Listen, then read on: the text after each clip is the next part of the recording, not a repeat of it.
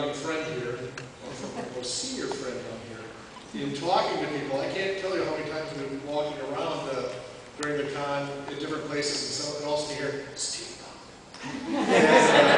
over and over again. And then we decided to walk out into down the main streets. So Steampunk.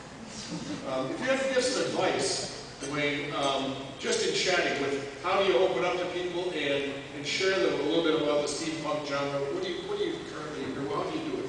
Well, I have to be honest, because I work with the league, I have a somewhat league-oriented response to this was an opening for you. Right, but thank you, sir.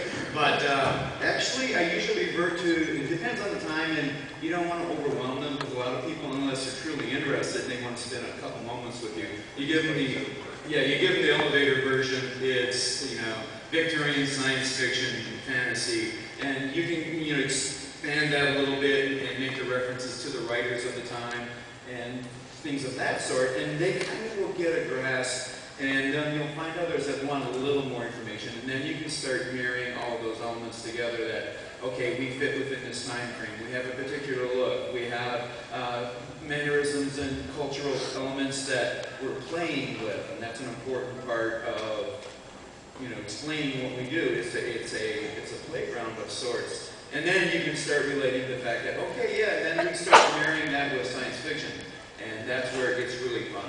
And also, that's where it really opens the door. And having done living history, which is very narrow because you're living that time and you're being very factual about it. And when I heard about this and the fact that you can add science fiction and fantasy to whatever you can conjure up, I went, oh yeah, this is it. I'm here. I want this. And so that helps too to play on that element of steampunk. I took too long. I like the idea of saying that it's looking at the future through the eyes of the past.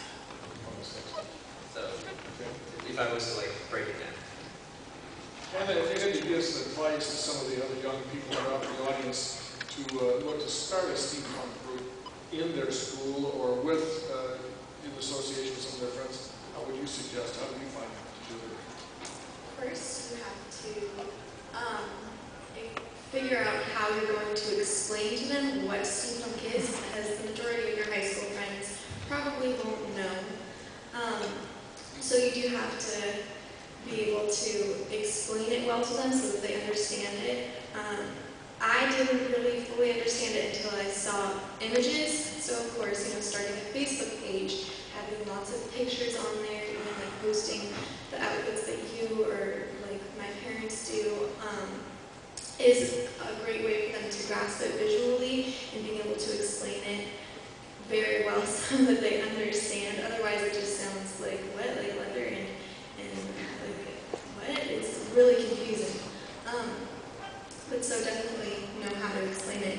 And then now I got a lot of people interested in it through Tumblr, using Tumblr, Twitter, Facebook, the things that all the teenagers use today, all the social media. That's how you find out about things. That's how you find out about music and all the cool events.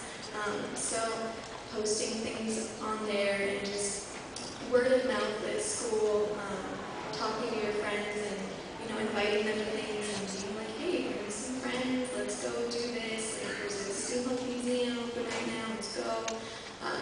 It's a slow process. Because steampunk isn't as widely known amongst the younger people from what I found, but it pays off. Excellent. And how about yourself? How would you introduce it to others? Well, I work with a lot of different people from all engineers and other people who've never heard of it. So I always go, what is steampunk? What are you doing? And I have to say, well, imagine the future, rocket ships and ray guns, but done with 1800s technology. So brass and wood, no plastic anyway. Because really, they didn't have plastic back then. Take anything you want. Take an egg beater, right? Something that exists today as an object you can find in your kitchen, any object. Do it without plastic, and suddenly it becomes steampunk.